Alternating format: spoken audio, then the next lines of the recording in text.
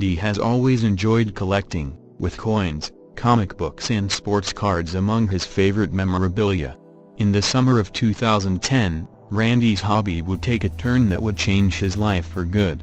One day he was passing Fulton's Folly Antiques Collective, a store in the Tower District of Fresno, California. Spotting an empty parking space out front, on a whim, he decided to go inside. At the store, he encountered two men who had recently purchased a storage unit at auction, and were looking to clear it of what they believed to be junk. Among their possessions was a cardboard box, and a curious Randy took a closer look. Inside, Randy discovered 3 old photographs, all depicting 19th century scenes.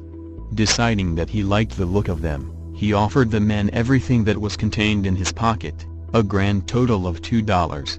They accepted, and Randy returned home with 3 new additions to his collection. Among the 3 photographs was one that particularly stood out to Randy. A tintype of 20 square inches, it showed a group of figures engaged in a genteel game of croquet.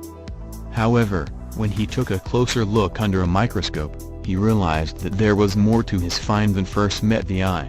Incredibly, Randy became convinced that one of the men in the photograph was Billy the Kid, the iconic celebrity of America's Wild West. "You could put a Winchester rifle in his hands," he told The Guardian in 2015. "It was the hat, the stance, him leaning on a croquet stick. I thought, my lord, it's Billy the Kid," he added. Stunned, Randy summoned Linda, and the pair began investigating deeper.